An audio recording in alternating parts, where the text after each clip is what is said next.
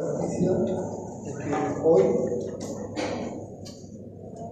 me visita, como ustedes saben que soy director médico de una clínica, me visita un colega que quiere poner el único equipo en Bolivia de EBUS. ¿Se acuerdan de los complementarios? Hablando de cáncer. Y uno dice, ¿por qué si este equipo hace 15 años que salió? ¿Por qué recién va a haber en Bolivia? Y la respuesta es fácil, ¿no? Cuando le pregunto cuánto va a salir el estudio, yo le digo boliviano. Tiene que ser una anestesia. Entonces, ¿cuánto cuesta el anestesista? ¿Cuánto cuesta el quirófano? ¿Cuánto cuesta Entonces, fácilmente 14.000 bolivianos. ¿Cuántos los pacientes con cáncer pueden hacerse un estudio para diagnóstico? Probablemente ahí esté la respuesta porque aún no han puesto un equipo de esa característica. Sin embargo, hay equipos en el resonador 3.5 Tesla, o sea, lo máximo que hay en Bolivia, pero el costo de ese equipo vale mucho más, pero la verdad. Entonces ahí uno va a decir, en este tema, ¿qué le hacemos? ¿Una resonancia? ¿Una gamografía? ¿Una tomografía? ¿O un estudio de EBUS? ¿Se acuerdan de la EBUS? Hablamos de método complementario. ¿No se acuerdan? EBUS hemos dicho que es una abreviación en inglés. EBUS, endoscópica bronquial ultrasonografía. O sea, una endoscopía hacia el pulmón. Entonces, hablar de cáncer de pulmón es una de las patologías que nosotros como médicos debemos tener en cuenta porque cada vez es más frecuente. Esta enfermedad lamentablemente es detectada de manera tardía.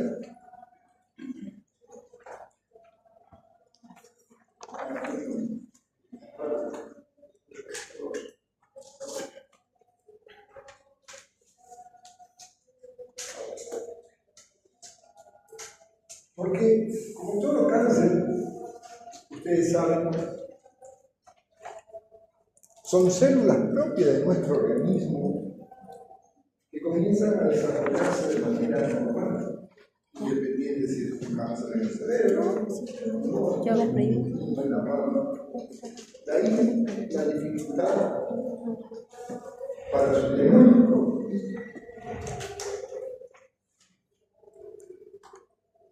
Y generalmente esta enfermedad es un hallazgo suave, porque cuando ya da manifestaciones, el proceso ya está muy avanzado. Está comprimiendo, por eso da dolor, o está comprimiendo la vía aérea, por eso da apnea, o está creciendo, está rompiendo un vaso, por eso da hemolisis. Y muchas veces lo notamos en el paciente que está bajando de peso sin causa aparente. Muchos de ellos tienen un color en la piel especial y no sé qué te está pasando. Y ahí empezamos a buscar. De ahí que una de las principales dificultades que tenemos, y no es solo para el cáncer de pulmón, sino para todo el tipo de cáncer, es primario, es decir, se está originando en ese sitio, o es secundario. Viene del próstata, viene del útero, viene del hueso. De ahí la dificultad que tenemos. Entonces, el cáncer de pulmón, lamentablemente en Bolivia no tenemos unos datos específicos como para poder decir cuál es la incidencia, cuál es el tipo de cáncer más frecuente. Pero lo que sí se está notando es que, si ustedes se fijan, estos datos de 2010 han aumentado discretamente, pero al comienzo se notaba más que era, fíjense, ¿cuál es el mayor número? 46 versus 29 en el hombre. Ocupa tanto el hombre como la mujer el primer lugar de causa del mundo. Es superior a la suma de otros lugares. Aunque aquí en Bolivia escuchamos más la prevención del cáncer de mama o el cáncer de útero, porque es frecuente, pero este es más frecuente inclusive. Si ustedes se fijan, apenas el 3% del útero ovario, sin embargo, aquí no tenemos mayor número porque es lo que más se está mostrando y es parte de las campañas que se están haciendo. Por ejemplo, se recomienda ahora vacunas no solo a las niñas, sino a los niños menores de 11 años para el papiloma humano, porque se ha visto que tiene una relación con el cáncer de pulmón. Pero ¿qué pasa con el cáncer de pulmón? ¿Qué hacemos para prevenirlo? Si ustedes se fijan, en sí el cáncer debe ser menor si se aplicaran las medidas de bioseguridad en el trabajo para las sustancias que absorbemos, para el tabaco. Hay una ley en Bolivia que prohíbe, y dentro de esos factores de riesgo, el tabaco es uno de los principales, y no solamente para el fumador, sino también para el pasivo, como hemos visto cuando estábamos hablando de enfermedad pulmonar obstructiva. Sumar los factores ambientales contaminantes. No hace mucho todavía se hace mucha propaganda de las tejas del bebé. Y esas son hechas con una sustancia que el tiempo se va deshaciendo y va liberando partículas pequeñas. Y los techos no todos tienen un cielo raso. A mí esto y las personas van a mirar. Sin embargo, no se hace nada. Y si vamos al mercado, vamos a un pueblito o a la feria, aún encontramos tejas del bebé, a pesar de que en el mundo se está prohibiendo el uso de este material.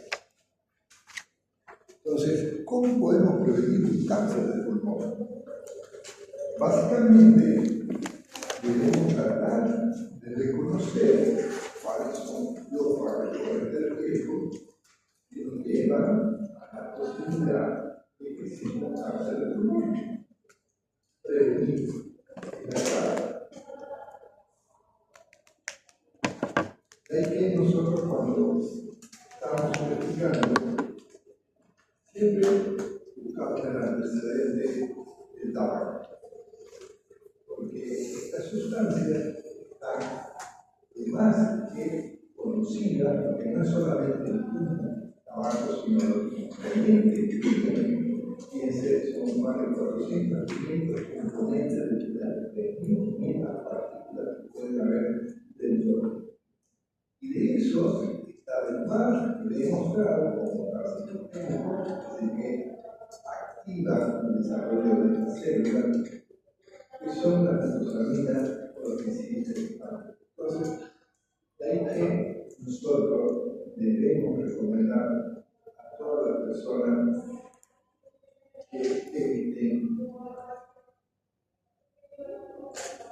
Se dice también que hay otras sustancias que pueden estar en el alimento. Hoy se tiene estudio de micropartículas de plástico que hay en las botellas, métodos, todo lo que recordamos, porque se está buscando una relación con esto. Entonces, ¿cuál es la crítica? En primera instancia, recuerden, asintomático. Porque que te empiece a crecer una célula, la selección agarra y lo normal. Hablando de cáncer de pulmón, que hay otro tipo de cáncer, por ejemplo, a nivel de tiroides, va a aumentar el crecimiento de ese pulmón, de hipófisis, etc. Entonces, aquí, para tratar de entender un poquito, hay que tratar de reconocer el tipo de cáncer del pulmón, porque tienen sus características. Unos que se acercan a la vía aérea, otros son intrabronquiales, otros pueden entrar a la periférica, y los que están en la periférica habitualmente no dan manifestación. ¿Por qué da tos un paciente con cáncer del pulmón? Porque empieza a crecer y hacia la masa, o cuando empieza a dar metástasis, ese ganglio para que está en el destino, esa adenovial y ese ganglio comienza a crecer, comienza a cumplir un medio que estimula la tos. Es que vienen pacientes con tos y no les pilla la causa, no son fumadores, no son asmáticos, no están tomando un medicamento como el Benzapril que provoca tos, y uno comienza a investigar. Y esto puede ser también por compresión, y él ocupa el 75% del paciente. Pero cuando ya está dando tos, esa lesión ha crecido bastante. ¿Cuándo da falta de aire?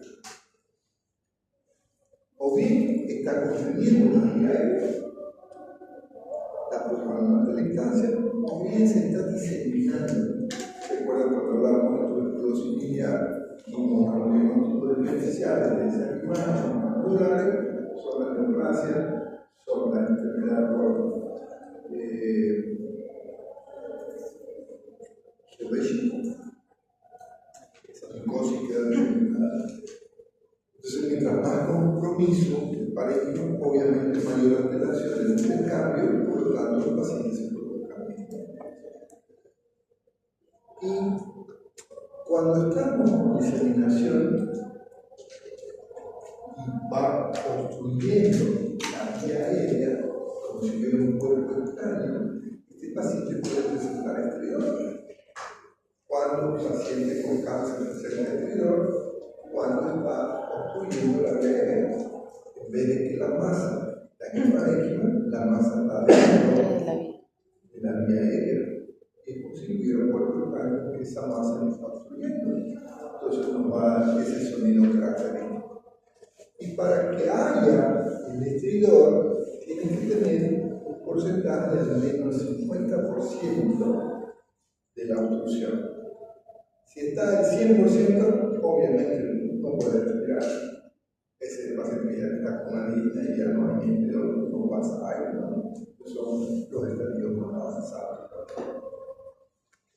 Hay un 25-40% de pacientes que pueden presentar hemoptisis. ¿Cuándo presentan hemoptisis? Cuando todo tumor tiene neovascularización. Entonces, cuando rompe un capilar o un pene, rompe por el crecimiento desarrollado, el vaso no tiene la capacidad de crecer con la misma velocidad de la célula, ahí rompe y tenemos hemoptisis.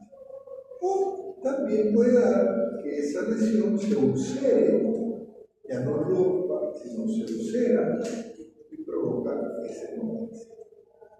De ahí que, en general, cuando el tumor es de tipo central, invade y comienza a ulcerarse y nos va a dar hemoptisis.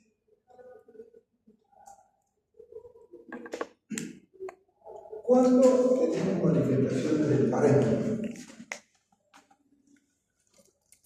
Cuando está comprometiendo a nivel de los alveolos.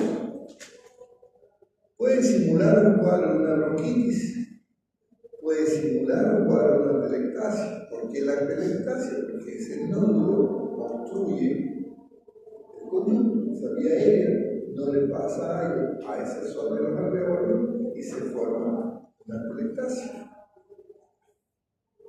Estos pacientes, fíjense que tienen tos, hay expectoración, puede dar fiebre, puede dar dolor crónico. Hasta aquí, ¿qué pensamos? En un niño. No vamos a pensar en un cáncer. Pero si hacemos una anamnesis apropiada, vamos a ver que esa tos es de mayor evolución. La neumonía no empieza con tos. Primero empieza la fiebre, los signos inflamatorios. Si ustedes investigan bien un paciente neoplásico, van a poder notar la diferencia. Empieza con ese escalofrío, pero empieza con la de ahí la importancia que en la práctica siempre que les recomiendo caractericemos, porque si yo les digo tos con expectoración, fiebre, dolor, mapa conceptual, lo más frecuente, neumonía, vamos a decir. Pero si yo caracterizo y veo que esa tos lleva semanas y la fiebre, pues, que la fiebre no es de neoplasia. Entonces ahí no voy a empezar en neumonía. De ahí la importancia, futuros colegas, de cómo la caracterización, el desmenuzar cada manifestación se va orientando. Y es frecuente también que estas lesiones que se enceran, como hay bacterias propias, la vía aérea, pueden provocar una sobreinfección y pueden abscedarse. A veces encontramos en esas lesiones ulcerosas que demostré que parecen un absceso. ¿Por qué? Al haber pérdida de continuidad, su sistema defensivo está alterado, entonces con facilidad pueden colonizar y desarrollar procesos infecciosos. Pero quien te orienta básicamente es la forma de presentación de la enfermedad. Ahora, existen situaciones en que un cáncer de pulmón te da manifestaciones extrapulmonares, nada que ver con el pulmón, o inclusive pueden haber manifestaciones paraclásicas y pueden estar relacionadas con el proceso de la plasia.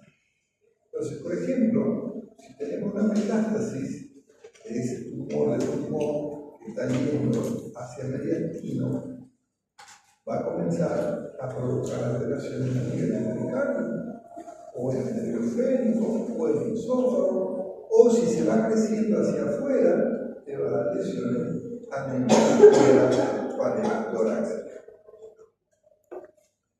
Y esas inervaciones que hay en la pared torácica pueden ser comprimidas por esa masa, y es como que te esté pellizcando continuamente. Entonces, un dolor continuo, cerebral. Y uno piensa, a ver, ¿será que está empezando con el herpes? Tiene características similares. Ah, no, pero el herpes no tiene esa pérdida de peso, no tiene esa característica que tiene el paciente. Y es más complicado cuando comienza a dar metástasis hacia columna y te da manifestaciones radiculares.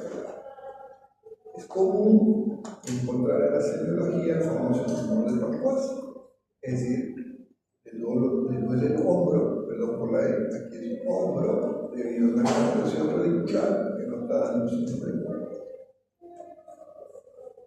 Vamos a examinar, hacemos una radiografía y encontramos una masa a nivel del vértice pulmonar. Y ese es el causante de esa manifestación. Si va del diafragma, obviamente ese músculo va a perder su capacidad.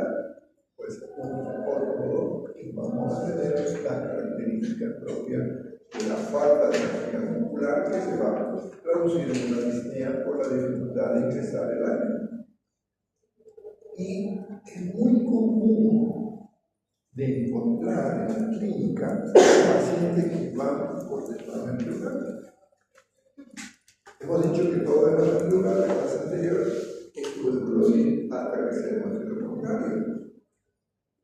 Pero cuando hacemos la función diagnóstica y nos sale un color violento y no hay el antecedente de traumatismo para pensar en un motora, entonces ahí tenemos que pensar. Y el problema es ese cáncer de pleura es primario o secundario. Hasta ahora hemos visto un paciente hace más de 10 años que pronto comienza, caminaba y le costaba torcer la cabeza. Usted no se daba cuenta. Lo examino y al girar le movía el cuerpo como si tuviera una necrosis columnar. Le movía necrosis. Y estaba comprometiendo parte del nervio, por eso lo hay en la captura. Pero no tenía dolor. Le hicimos todo, e inclusive cirugía abierta, entramos en pleura para tratar de determinar de dónde era. Nunca pudimos, principio de quimioterapia, radioterapia, no funcionó. ¿Por qué no funciona? Porque si no sabes cuál es el origen primario, no vas a saber cuál conducta terapéutica va a ser apropiada. Porque para el cáncer no es lo mismo una quimio o una radio, y depende del tipo de quimio, porque para células pequeñas o células grandes, el diagnóstico sigue siendo cáncer, pero la diferenciación celular te dice que tiene hay que usar una conducta terapéutica apropiada. Entonces, en general, la manifestación que encontremos va a estar en relación al compromiso del órgano comprometido. Pero recuerden, es más por invasión de masa. Voy a mostrar en un caso que viene un paciente a la consulta por disnea, un pequeño esfuerzo, antecedentes de COVID. Hasta ahí el diagnóstico de la fibrosis pulmonar, pero cuando se ve una tomografía encontramos una fibrosis no una masa. Hoy el paciente el viernes tiene que hacer la biopsia para determinar. Qué mala suerte. Como se fue una fibrosis y encima tiene una masa de unos 8 centímetros. En la región posterior, por suerte es más fácil acceder porque está junto a la pared. En muchas ocasiones hay que hacer una cirugía abierta o hacer un ecos para poder tomar una muestra y poder identificar. El 1% de pacientes que dan manifestaciones neurológicas. Lo que vemos pacientes con mareos, como un síndrome vertiginoso, una hiponatremia sin causa aparente, todos los estudios, tratamiento córtico, todo lo que quieran, manejando bajos de una suprarrenal, y no se podía corregir su sodio, siempre bajo. Asumíamos que el sodio bajo es el causante del mareo, y como no mejoró, que estudiamos la tomografía de todo el cuerpo, cáncer de hígado, metástasis hepática. Ahí estaba la causa, por eso que no podemos corregir ese hiponatremia porque había una situación para la neoplasia. En ocasiones tenés pacientes con manifestaciones postarticulares, especialmente en la temporal. Puedes tener signos de periostitis proliferativa, puede estar a nivel de metacarpo, o metatarso, manos, pies, y uno dice, tiene 50 años, es una artrosis. Tiene antecedentes de artritis, es una artritis. ¿Qué queda con el diagnóstico? Le va a dar un tratamiento para su artritis, su artrosis, y va a ver más ciudadano. Y ya cuando lo investiga más, encuentra que el problema es el cáncer del pulmón. Paciente con problemas de poliuria, paciente con hiponatremia, para comentar, abuelito de una colega. Familiares médicos son los pacientes más difíciles. Hemos tenido un 10% de los pacientes con hipercalcemia. Uno piensa que es un problema de la fibrosis y todo esto lo revisamos, lo olvidamos. Sin embargo, cuando hace su gammagrafía, encuentra paratormonas ectópicas ya debido a un de tipo de cambio celular. Pueden haber manifestaciones paraneoplásicas neurológicas, hiponeuropáticos, sean centrales o periféricas, inclusive te hace sospechar de una mielitis transversa o una óptima. Y lo difícil es cuando encontramos manifestaciones de tipo metastásico. Es decir, encuentras el pulmón, pero también encuentras el cerebro, o encuentras el hueso, o en otro órgano, y ahí la duda. ¿Cuál es el primero? ¿El del hígado o el del pulmón? Porque generalmente el pulmón está relacionado con la zona periférica, sea el intestino, pleura, no esperar que a nivel hepático sea el causante. Un paciente que después de 5 años de tratamiento, ese paciente lo recuerdo bien, cuando le hice el diagnóstico y la lista era que no podía comunicarse, porque había ido a varios médicos y al final terminé con el internista. ¿Cuál era su consulta? 2. Más o menos 4 dedos más grande que yo. Así yo estaba en el doble. Solo era 2. ¿Okay? Más fácil para uno cuando he ido a varios médicos con estudiar y tenía un tumor hepático con metástasis a pulmón. O era un tumor de pulmón con metástasis, nunca lo supimos. Sí, pusimos el tratamiento en diferentes lugares que tenían recursos y hace 3 meses falleció. Y hicieron todos los tratamientos que pudieron, el paciente lamentablemente fue al comienzo le sacaron, cirugía, ya lo más desastroso fue cuando de pronto comienza a detectarse a nivel cerebral. ¿Cuál fue el primario? Un caso clínico, paciente joven. El cáncer no siempre es el paciente primario, que hay una tendencia de la gente mayor a dar los enfermos, pero el cáncer.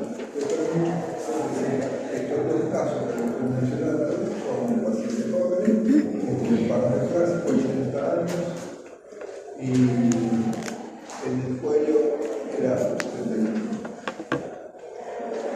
¿Cómo llegamos al diagnóstico? Cuando está ocupando la vía aérea, pues ahí podemos hacer una fibroscopía, vamos a ver dónde está la lesión, el tumor o la úlcera, sacar la biopsia, y es más fácil. En ocasiones vamos a tener que combinar el EBUS, que decía hace un momentito. El EBUS, para los que no se acuerdan de la clase que hablamos de método complementario, es la ecografía endobronquial. EBUS inglés, endobronquial ultrasonografía, ecografía endobronquial. Entonces, pero antes de llegar a ser invasivo, si digamos el paciente no está con hemorragia, no está tosiendo, ¿de qué te va a servir una colonoscopia si la lesión no está en la vía, está en el parénquimo, alrededor? Entonces ahí vamos a tener que hacer, como el caso del paciente que terminó de pasar la lesión cardiaca, y es una lesión neuronal. Aquí, en ocasiones, cuando se tiene la suerte, puede hacer combinado, hacer una biopsia dirigida con ecografía o tomografía. Si ustedes se fijan, está mirando la pantalla mientras lo está haciendo, tipo una fluoroscopía. En esos casos, pero cuando la lesión es interna, es más complicado llegar a acceder y tenemos que hacer cirugía abierta. Este paciente que les comenté, llegamos a hacer una fluoroscopía, a el espino, o sea, por más que veíamos dónde era la lesión, no pudimos identificar cuál era la causa. De ahí que el diagnóstico generalmente no lo va a dar la patología. Si nosotros llegamos a tomar la muestra, hacer una biopsia y mandamos la anatomía patológica. Y el patólogo es el que nos va a ayudar. Pero en ocasiones, sabe tener el microscopio y tipo de célula no se puede diferenciar, porque fíjense en las características. Ya desde el 2004 se viene hablando de esta clasificación. Y la clasificación nos orienta para poder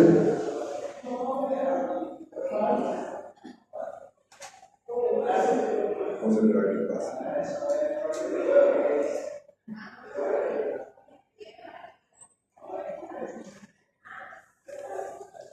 Nos orienta porque no es lo mismo tratar un adenocarcinoma que un carcinoma no clasificable.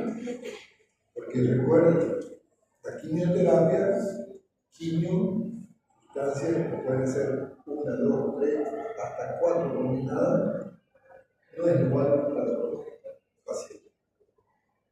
Entonces, puedes tener un escamo celular o una célula pequeña o un glandular tipo adeno. Y esto, además, tenemos que ver si está comprometiendo el carne, cercano o lejano. Por eso es que hablamos de TNM. Cuando clasificamos una neoplasia, tenemos que ver qué tipo de neoplasia es, no solamente qué tipo celular, sino también localización. ¿Sí? Entonces, no se sabe exactamente. El otro día había un rumor que no pude encontrar la fuente formal que decía que Rusia detectar un tratamiento con píldoras para el cáncer, que se acabó el cáncer. Pero ¿qué es información? Lamentablemente no le importa. Esa información es de mentira, perfecta.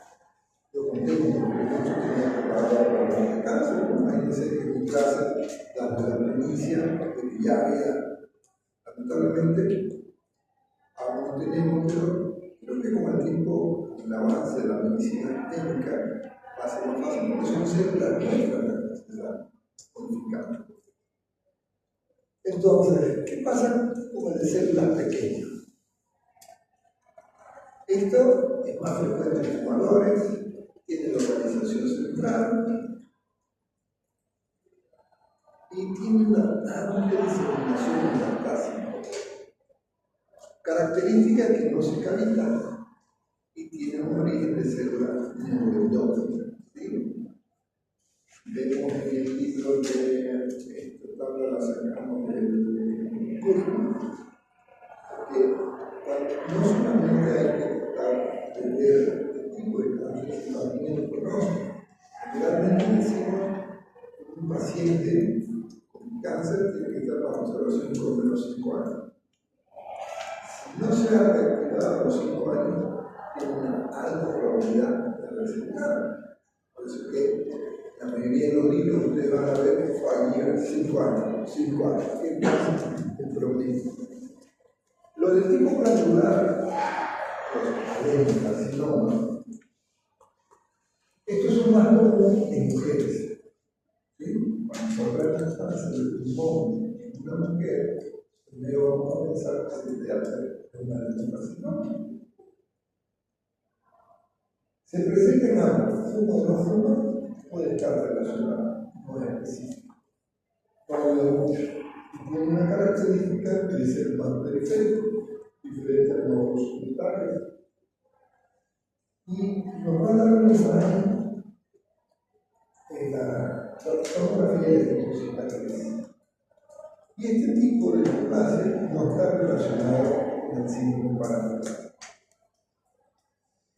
Este adenocarcinoma puede ser de tipo acinar, o puede ser sólido, o puede ser de ubicación bronquioalveolar.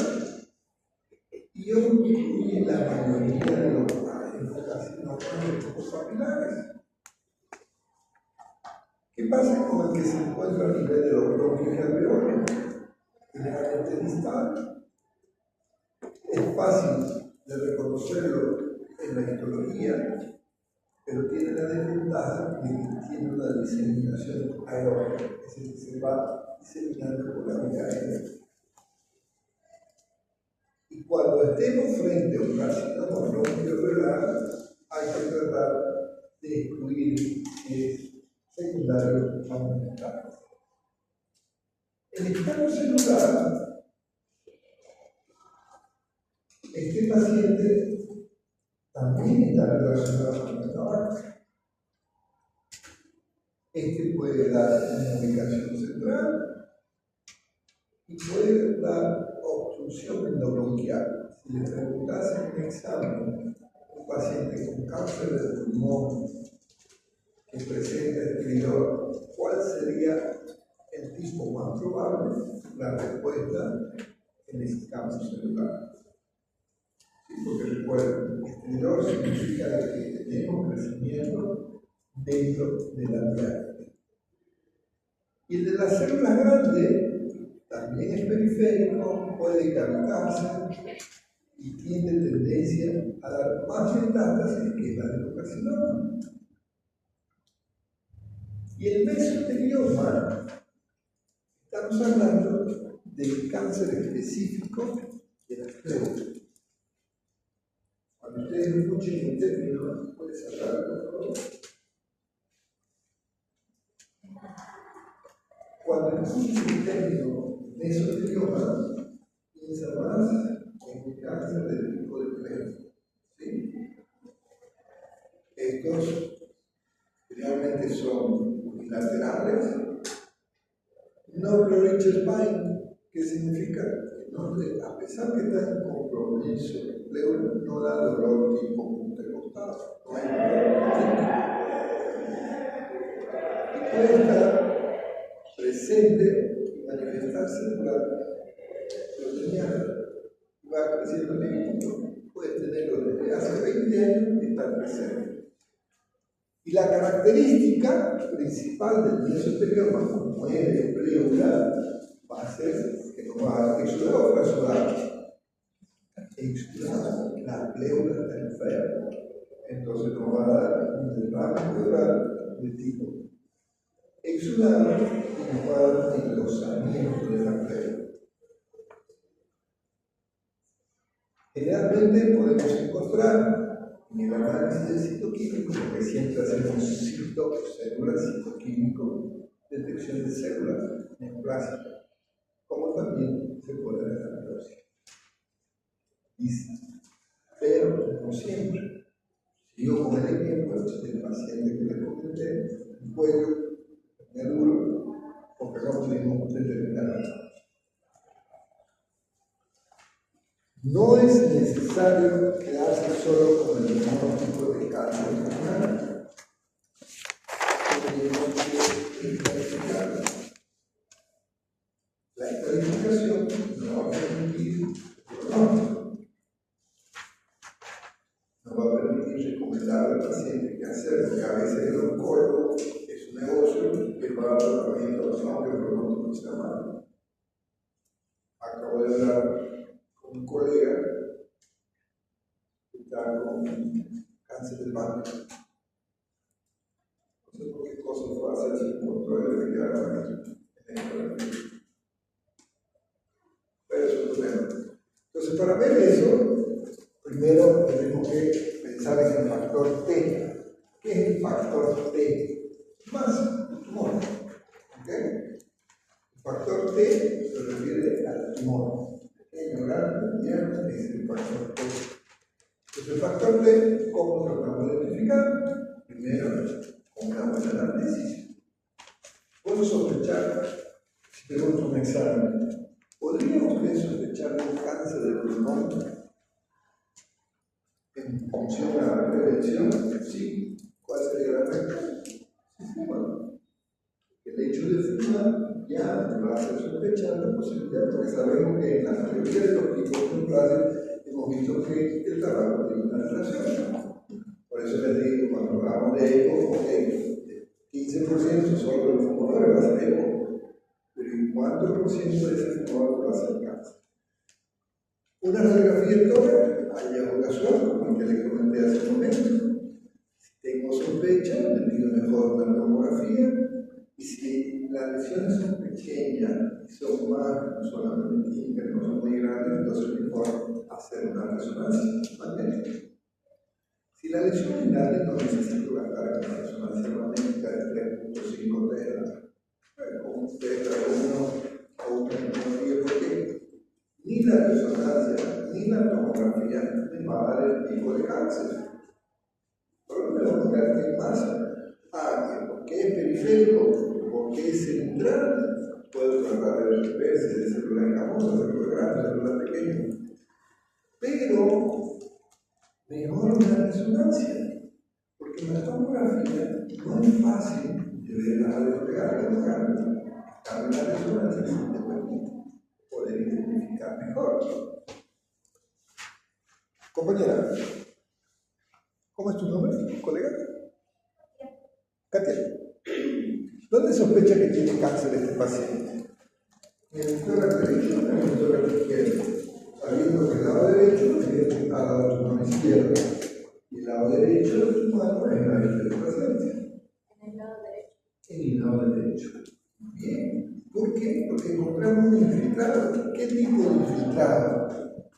Micronodular, menos de 1 centímetro, nodular de 1,4 centímetros o más de 4 centímetros.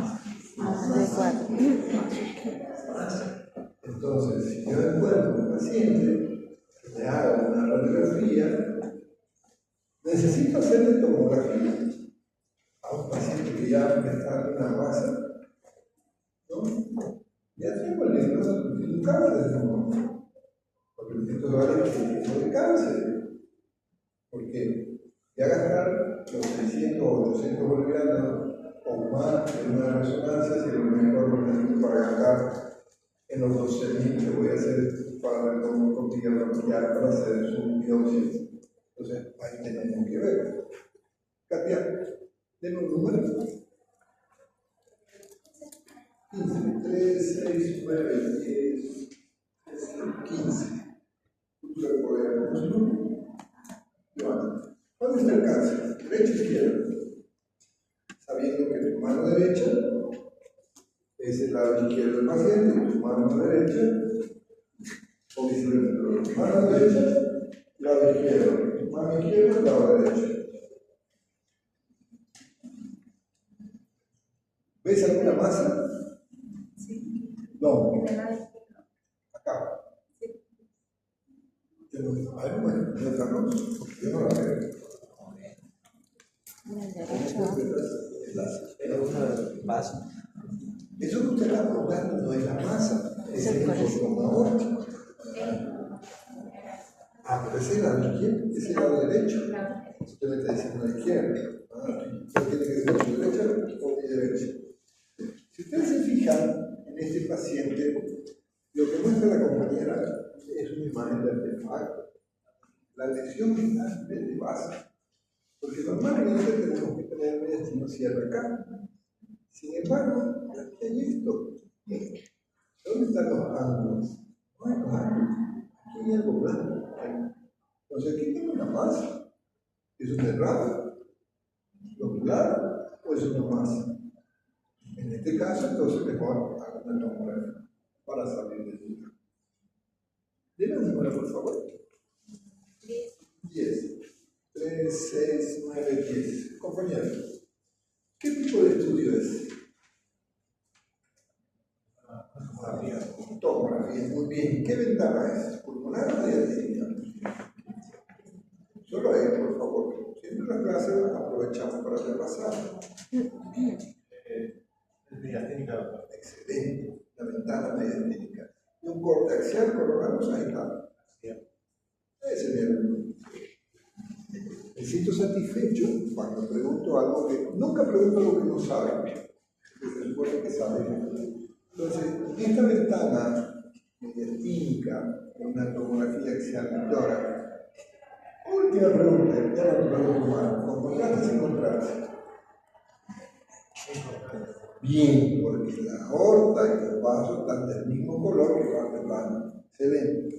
Entonces, fíjense, no, ustedes también están igual que él. Si han venido a clase, yo me siento satisfecho porque, compañeros, algo la meta que tiene el profesor, que podamos reconocer el estudio de imagen. Entonces, me hace feliz.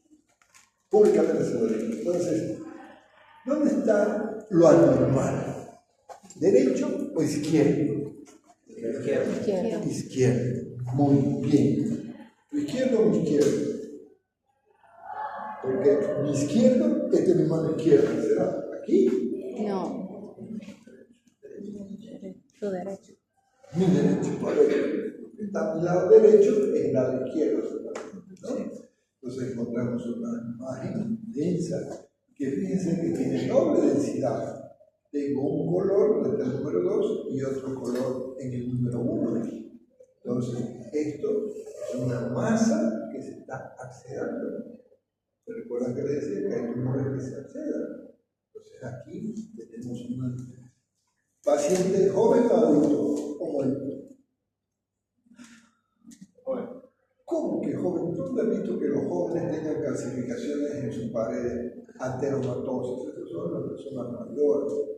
Ateroma, aorta con sus paredes con ateroma. Esto, densidad calcio, son calcificación del vaso. Entonces, este paciente, hombre o mujer. ¿A qué altura estamos? Pues? Si veo esternón, debería ver las mamas, ¿no? Sí. Si no veo mamas, hombre o mujer sin ver mamas. No hay dos más dos. Puede ser que ella tenga un tumor de mama y le han sacado las manos. Puede ser, no se rían. En imagen no hay 2 más 2. Porque si tengo un cáncer aquí, ¿quién te dice que esta persona no tiene que ir para las mamas por un cáncer de mama? La única manera de saber si es hombre o mujer es mirar al paciente, a no ser que sea muy evidente que va, pero una tomografía no es tan fácil. Porque a esta altura ya tendría que ver las manos, porque fíjense, todavía tengo un nombre, ya no hay tráquea. ¿Qué significa? Que estoy aquí a esta altura. ¿Sí? Entonces, no hay 2 más 2 en medicina. ¿Qué estudio es? Tomografía. Generalmente las tomografías, cuando uno sospecha cáncer o tumor, se les tiene que ver con contraste.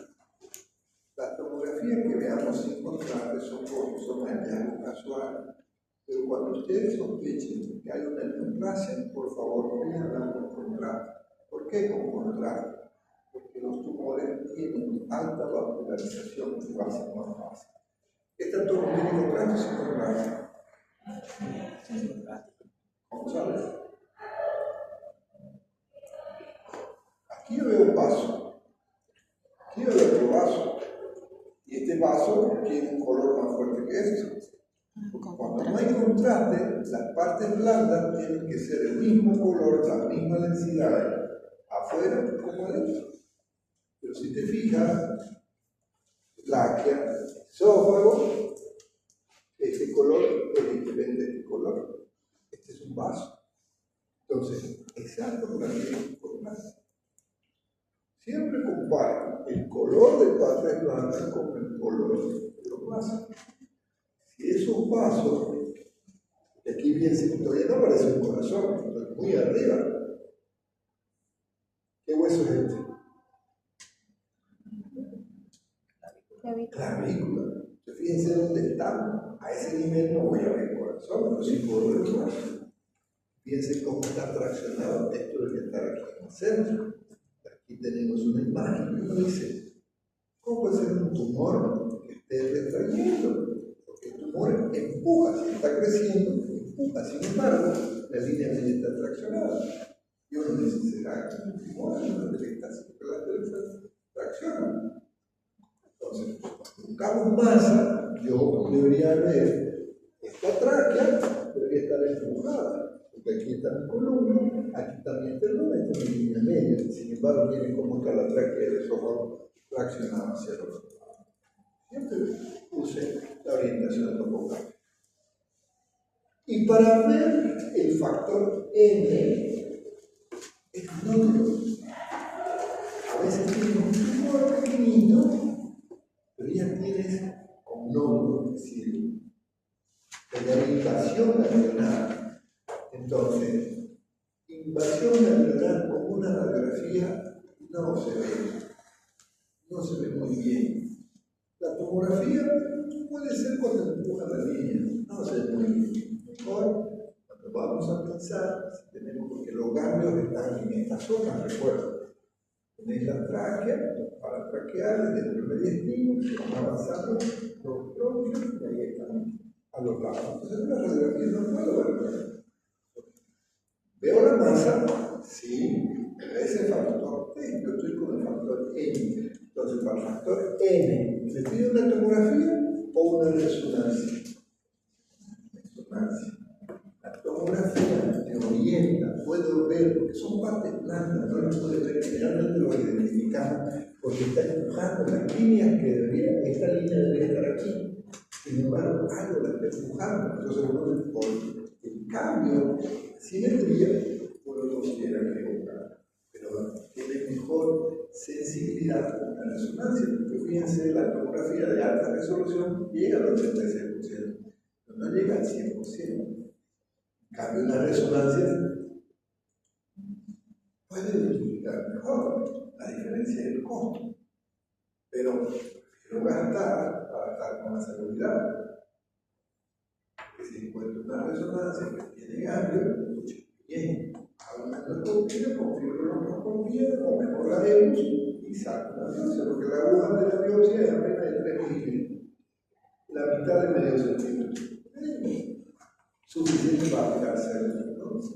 Entonces, hay libros que te dicen que tienen una similitud en cuanto a la especificidad y sensibilidad, pero hay otros libros que te la recomiendan mejor la resonancia, ¿sí? para los no invasivos, el factor N, hay uno de Santa Cruz, pero no sé si funciona del gobierno. Hasta ahora hay gente que me dice que funciona y otros que dice que no funciona. ¿Alguien sabe si funciona el PET de la apartamento? El PET scan, se recuerda que hablábamos de los complementarios, que es la tomografía de emisión de positrones que se usa para ver una cosa marcada. Hay uno en Santa Cruz, pero no estoy seguro que funcione. No funciona. No funciona. Porque hay, pero como dice el compañero, tengo el punto de que funciona, pero el otro es más fácil. Pero está carito. Tengo pacientes que les sale más barato y se hace el Brasil que ahí se y otra cosa, la altura que también es efecto.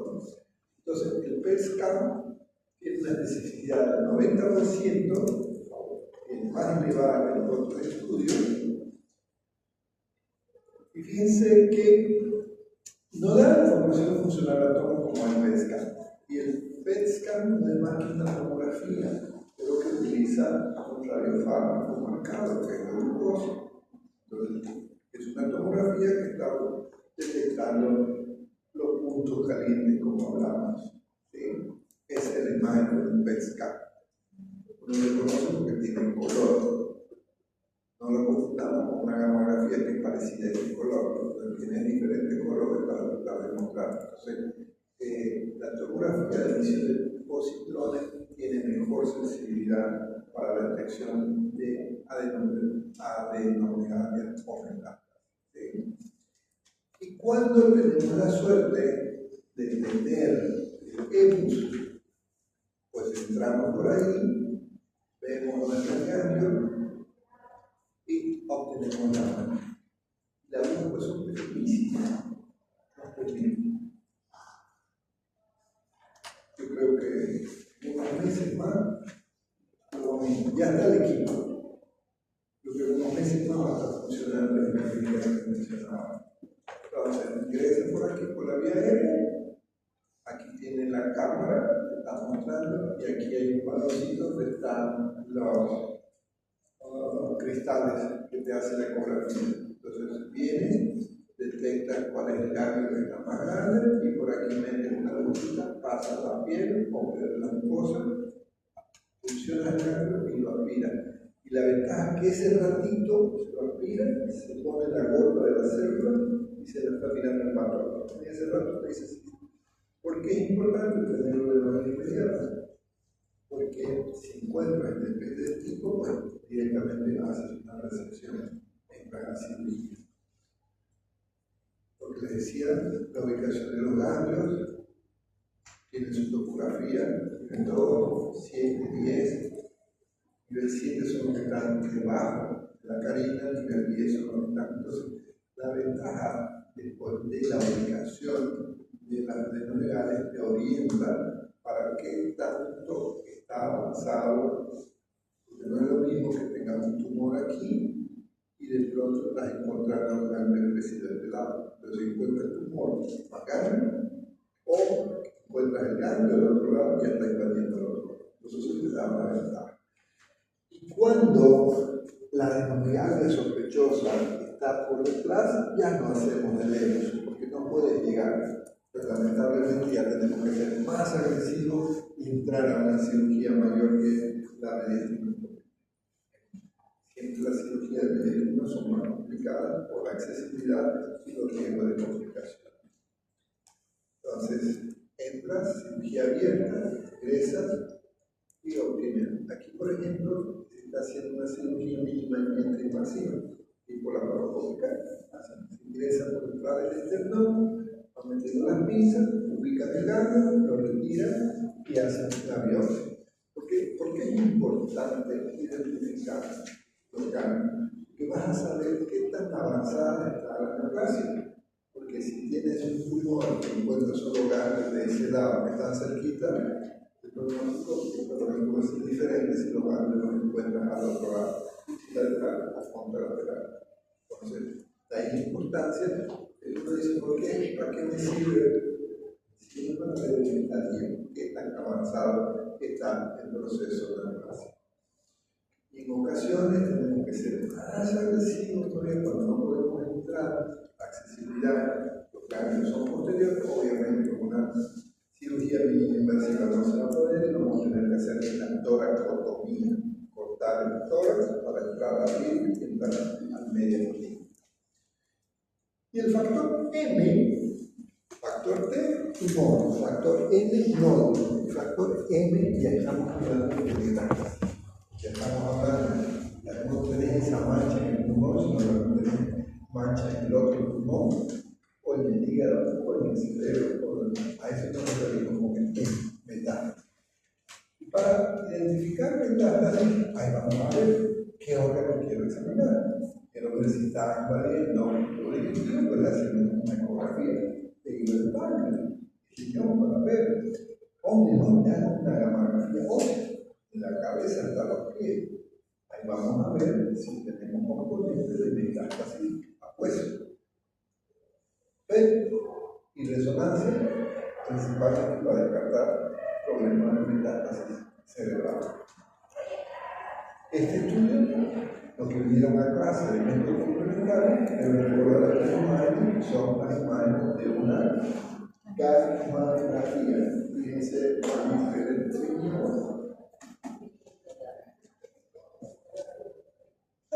Allá atrás, ¿no? Fíjense que es diferente. El color no es el mismo. Pero tienen que tener precaución cuando se van a interpretar y esas manchas oscuras que estamos viendo. Puede parecer que ya tienen metástasis de ese nivel, pero deben recordar que los procesos inflamatorios, los traumatismos, los golpes, cirugías que hayan tenido a ese nivel, también van a captar el radioisótopo. ¿Sí? ¿Qué estudio es? Resonancia. ¿Qué órgano? Si veo cabeza. Entonces, fíjense, la lesión pequeña que encontramos. Cuando es de colorcito es más fácil de conocer. Es un PET scan, ¿no? Entonces,